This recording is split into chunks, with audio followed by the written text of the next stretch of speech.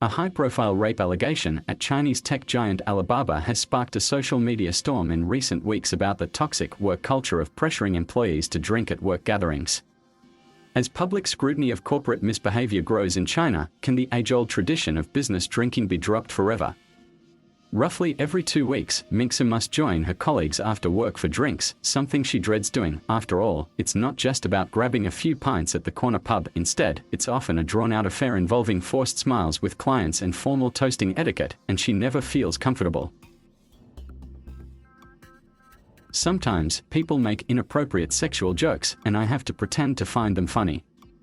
Minxi is not going by her real name as she did not want her identity revealed. Her experience is shared by other young Chinese workers who feel pressured into attending such events in a country where building guanxi, or personal relationships, is key to securing business deals and good standing in the eyes of upper management. China's tradition of business binge drinking is once again in the spotlight after a rape allegation against a senior manager at Chinese tech giant Alibaba, according to a female employee's 11-page account of the incident, which went viral on microblogging platform Weibo last month. She was allegedly raped while unconscious after a drunken night on a work trip.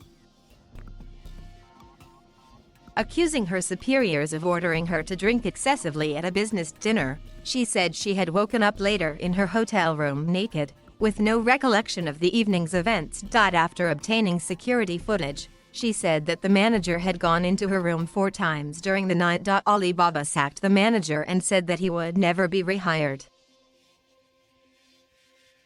But Chinese prosecutors have since dropped the case, with lawyers saying that the forcible indecency committed by the man was not a crime.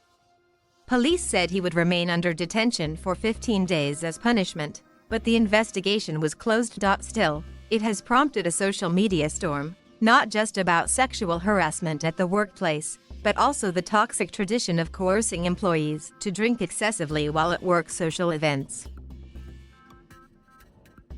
On Weibo, the hashtag #HowToViewWorkplace drinking culture has since been viewed more than 110 times, with people sharing their own experiences of being pressured to drink in business settings. There are similarities between China's business drinking culture and those in its East Asian neighbors, where Japan's Nomikai and South Korea's Hosik gatherings are also viewed as key to building strong work relationships. In China, the drinks are usually consumed over lavish banquet dinners, and the potent Chinese liquor baijiu, which contains up to 60% alcohol, is a popular drink of choice. Younger workers are expected to show respect to higher-ups by making toasts with alcohol, and any businessmen hoping to impress their clients would often do the same. Generally, you say very complimentary words and express your gratitude and appreciation for having this relationship, said Ms. Rui Ma, a tech analyst who has attended numerous business dinners throughout China. Obviously, the more toasts you do, the drunker you get. Sometimes, senior managers may pressure the newer hires to help drink their share, leaving their juniors sick and railing. It is hard to say no to your boss because of the strong sense of hierarchy in China, Ms. Ma said. This is also why employees often find it difficult to reject any invitations to the dinners in the first place. To refuse such an invite would be seen as extremely disrespectful, and no employee wishing to advance their career would dare consider rejecting the offer, said China market analyst Han Yulio from Daxa Consulting. Minxi said that she worries about being sidelined at work if she ever opted out of such gatherings. These dinners are so important that some people will use them as avenues to suck up to executives. But it's really not for everyone, she said. In 2016, government officials cracked down on the practice among civil servants, banning them from touching alcohol during official duties. But the tradition has continued in many private firms, especially when older executives are in charge, and several extreme incidents have made headlines.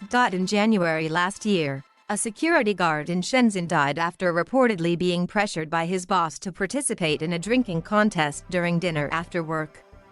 His colleague, also forced to drink excessively at the same event, was hospitalized for alcohol poisoning. According to local media reports, the security company paid out 5,000 yuan to cover his medical expenses, while the boss involved quit. Then, in August last year, The young bank worker in Beijing said he was cursed and slapped in the face after turning down a drink from a senior staff member at a banquet. The story came to light after he wrote about it in an online chat group, noting how he also spotted his peers vomiting and tipsy officials being touchy-feely with female colleagues at the same event. He wrote, "I want to ask Human Resources, does my inability to drink fall short of the company's job requirement?"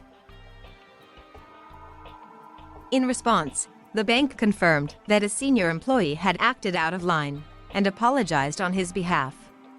It added that it has issued him with a warning and docked his pay. Meanwhile, the high-profile rape allegations surrounding celebrity Kris Wu earlier this year also featured claims of coerced drinking during a meeting that promised young women job opportunities. Mr. Wu has denied all the allegations.